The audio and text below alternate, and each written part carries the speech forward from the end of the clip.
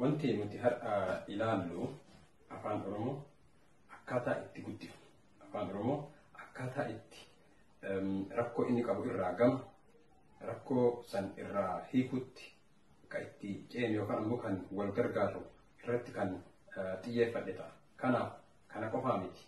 Wanti ani qopheesseetiin hin jiru waan hedduudha. Akka narraa qoodattan abdii qabu. Kanaaf kan ammaaf kan eegale kanatti isin haa dabarsu. Dhaloonni qubee yookaan qubee generation afaan Oromoo sirriitti barreessuu, qubeessuu, dubbisuu fi dubbachuu qaba jedha. Kana jechuun maal jechuudha? Waan biraa miti. Afaan Oromoo qubee generation kuni sirriitti barreessuu, dubbisuu, akkasuma dubbachuu fi wanneen isaa irraa eegaman hunda isaa gama afaan Oromootiin sirreessuu akka qabuu fi qulqulleessuu akka qabuudha kan asirraa nu hubachiisu jechuudha. Kana jechuun maal jechuudha? Barreeffama keessattis rakkoo hedduu qabna. Dubbachuu keessattis rakkoo hedduu qabna.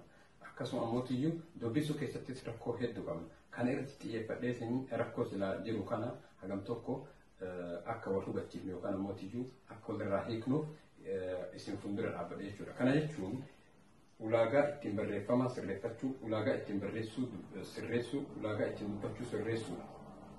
Lama sadii wanti isinii deebi'e yeroo barreessinu qubee keessaa hir'ifnu jira, kan itti dabaluu jira, kan ammootiyyuu hin yaadanne jira. Kanallee fuulduratti bal'inaa waliin ilaalla jechuudha. Yeroo dubbannus ammootiyyuu afaan keenya hin taane itti makneetiin hin dubbanna. Sunis ammootiyyuu afaan nama ergifataa haa ta'u ammootiyyuu osoo afaan isaan bakka buufteetiin haasoftu qabdu afaan biraatitti dhimma gahuun xiqqoo isii afaan kanarratti illee miidhaa fida jechuudha. Kanaaf yeroo afaan biraa haasoitu afaanuma san haasa'i, yeroo afaan kan kee haasoitu afaan kan kee qulqulluu haasa'i jechuu barbaadeeti. Kanaaf guddina afaan Oromootiif gahee nurraa eegamu bahuu qabna jedha. Akkamitti guddina afaan Oromootiif gahee nurraa eegamu baana? Kana jechuun afaan Oromoo ulaagaa mataa ofii danda'e qaba. Kanaaf afaan Oromoo akkaataan nuti itti guddisuu dandeenyu barsiisuudhaan, wal agarsiisuudhaan, wal hubachiisuudhaan fi rakkoo inni qabu irraa difeensi taanee yookaan ammootiyyuu irraa dhoowwine afaan keenya bifa kanaan guddisuu hin dandeenya jechuudha. Nooti jedha. Hubachiisa. Uummanni Oromoo iddoo jirutti afaan Oromoo baraarachuu yookaan barsiifachuu qaba jedha. Iddoo jirutti uummanni Oromoo afaan isaa barsiifachuu, baraarachuu qaba. Bifa kamiini kana jechuun? Fakkeenyuma gabaabaa ofii isinii kenna. Nuti Oromoonni iddoo biraa jiran, kan biyya biraa jiran, ilmaan keenya xiqqoo afaan Oromoo barachuu irratti hir'ina guddaa qabu, rakkina guddaa qabu. Rakkinni kun mana keessaayi. Yoo mana keessaayi faamilii marraayi jechuudha. Faamiliin ilmaan isaa afaan Oromoo sirriitti barsiisuudhaaf gaheen isarraa eegamu, gahee laafaa miti, gahee guddaa. Fakkeenyaaf isinii kenna kan biraa. Biyya biraatti, biyya alaatti jechuudha. Sumaaleen biyya alaatti dhalatte afaan isii sirriitti haasoitti, gadi qabaan haasoitti.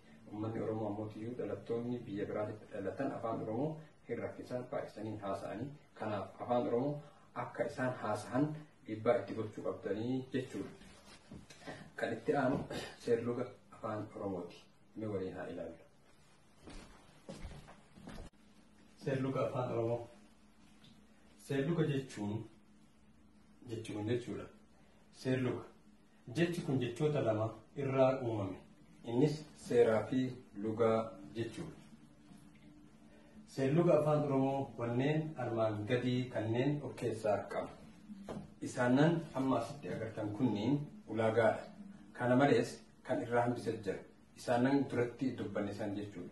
Dubbisuu, barreessuu fi akkasuma ergaa keessan akka ittiin dabarsuuf dubbisuu, barreessuu akkasuma mootiyyuu fi kan kana fakkaatan kan keessatti qabatan jechuudha. Kanaaf isaanan qaamolee dubbii, part of speech, sirna tuqaalee, punctuation, walta'iinsa matimaa fi antimaa gama kaaniin gulummaallee jedhama. Subject and verb agreement, tenses, maxxantuu fi kan kana fakkaatan jechuudha. Kanneen hunda isaatiyyuu boqonnaa itti aanan keessatti bal'inaan waliin ilaalla. Jidduu kanatti ammootiyyuu kan irraa sila akkaataa itti isin dubbatu yookaan namooti barreeffamuu qabu irratti kanan hambiseetiin ture mata duree jalqabaa irratti ilaallee ture. Kanaaf